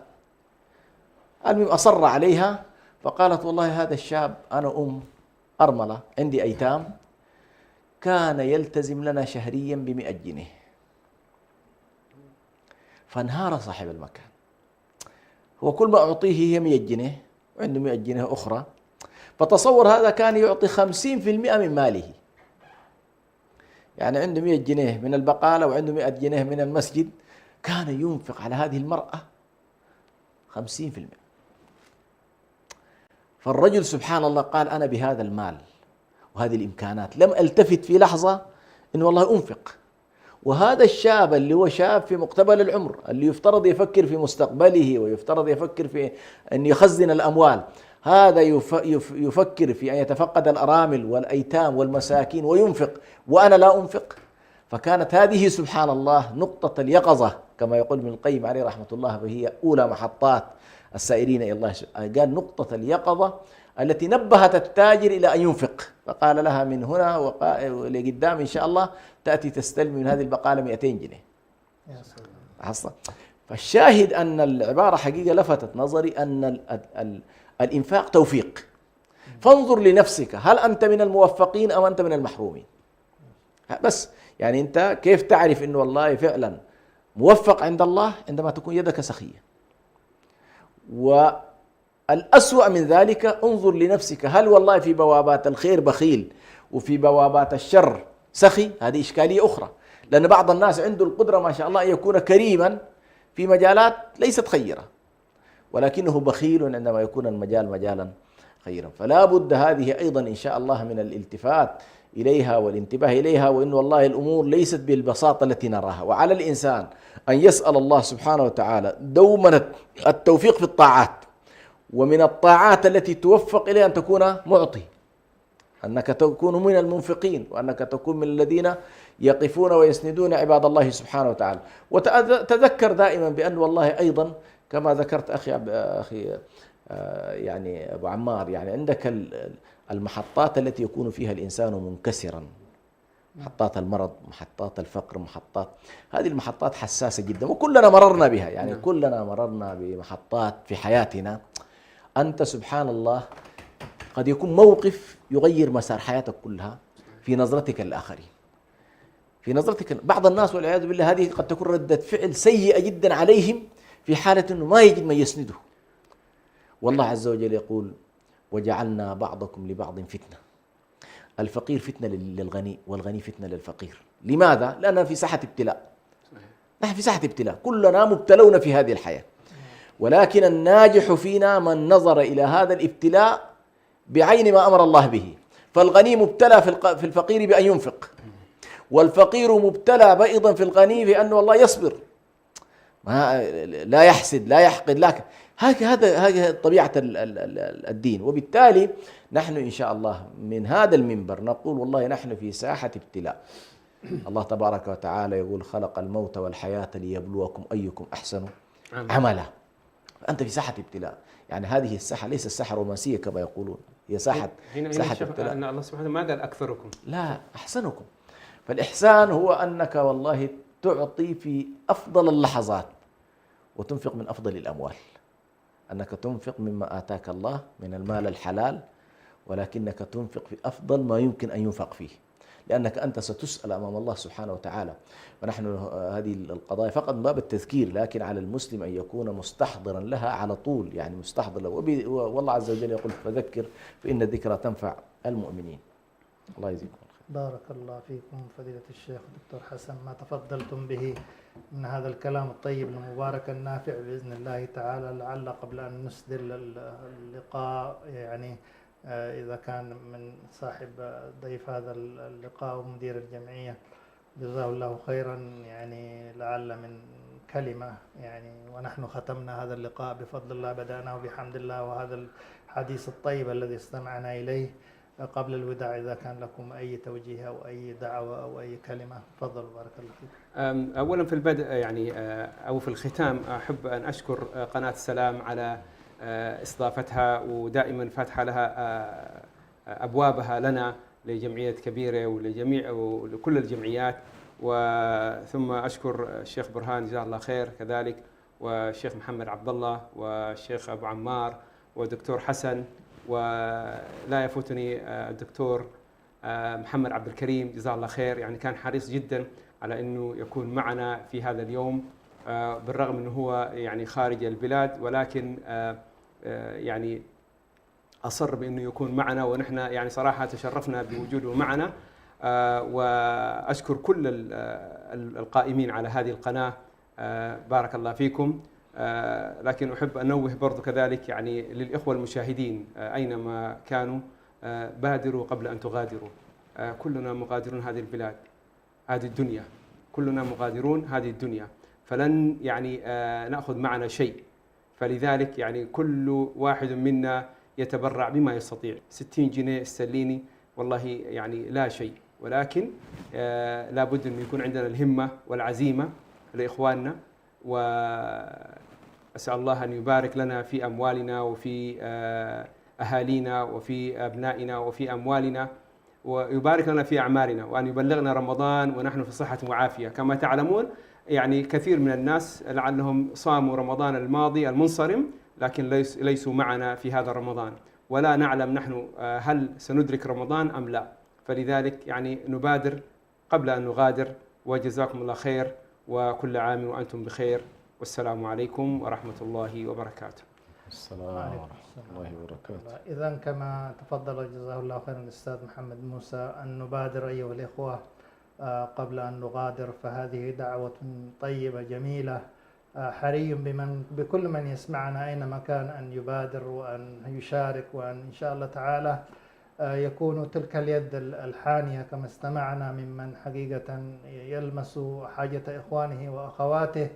الحقيقة أيها الإخوة ونحن نعيش الأزمات رأينا من فضل الله حقيقة يعني حال التضامن وحال الوقفة يعني بين الناس، كيف أنه سبحان الله قدروا يتجاوزوا الصعاب بتضامنهم بتكاتفهم بإيوائهم. ومن المناظر التي ربما شاهدها بعضكم في بعض اللايفات أنه واحدة من الأسر قدمت إلى مراكز اللاجئين المهاجرين، في ذلك الخوخة هذا الذي يسكنه يعني رحب بهذه الأسرة النازحة وأفرقوا له مكانا وهذا الخوخ، وكان هذا من أجمل صور التضامن التي يفعلها الإنسان رغم ضعفه أن يستقبل أخاه، ورغم قلة ذات اليد أن يعني يتقاسم معه اللقمة. وهذا مصداق أيضا يعني حقيقة كما ورد صناع المعروف تقي مسارع السوء. هذه صناع المعروف، هذا البذل، هذا العطاء هو حقيقة أيها الإخوة إن رأينا نجد آثاره ونجد بركاته، كيف أن الأمن بدأ يعود إلى سوداننا الحبيب، وكيف أن حقيقة العاصمة أصبحت بفضل الله آمنة مطمئنة الآن. ونسأل الله أن يعم بهذا الأمن وبهذه حقيقة الطمأنينة ورجوع إلى جميع ربوع السودان إن شاء الله تعالى في القريب العاجل. كما نتمنى للاجئين حقيقة أن تأتي الأسباب التي تجعلهم يعودون إلى مزارعهم وإلى أوطانهم آمنين مطمئنين. إلى حين ذلك وجب كما استمعنا أن نبذل وأن نقدم اليسير، فهو عند الله بإذن الله كثير. فلا تتأخروا أيها الإخوة، وتكون رسالتنا كما استمعنا لنقول لإخواننا جميعا هناك أنتم لستم لوحدكم، إنما بإذن الله نحن متضامنون معكم. نقول لهم بالأفعال قبل الأقوال، ونكون إن شاء الله خير رسل وخير السفراء لهذه الحملة المباركة. ودوما إنساننا في منطقتنا كان ولا يزال يعني يتضامن ويكفل الأسر ويتعاون في حد ذاته، وكذلك نريد إن شاء الله عبر هذه الجمعيات أن يكون الدعم والمساهمة والمشاركة في السلة وفي غيرها من أبواب الخير، من كفالة اليتيم وكذلك كفالة المعلم وغيرها من المشروعات التي بالدخول إلى مواقع هذه الجمعيات إن شاء الله تجدونها. نسأل الله سبحانه وتعالى أن يتقبل من الأخوة الضيوف جزاهم الله خير، فضيلة الشيخ الدكتور حسن ما قدم، كذلك الأستاذ محمد موسى مدير جمعية كبيرة جزاهم الله خير، كذلك فضيلة شيخنا وأستاذنا الدكتور الشيخ محمد عبد الكريم ما تفضل به من المشاركة الطيبة الجميلة. كما نشكر لكم حسن استماعكم ومشاهدتكم جميع الأخوة والأخوات، إلى أن نلتقيكم في باب من أبواب الخير آخر بإذن الله. نستودعكم الله ونسأل الله سبحانه وتعالى أن يجعلنا ممن يشهد رمضان ويحضر خيره وبركته ويعم به الخير أوطاننا إن شاء الله تعالى بالأمن والرخاء والطمأنينة. إلى حين ذلك نستودعكم الله. السلام عليكم ورحمة الله وبركاته.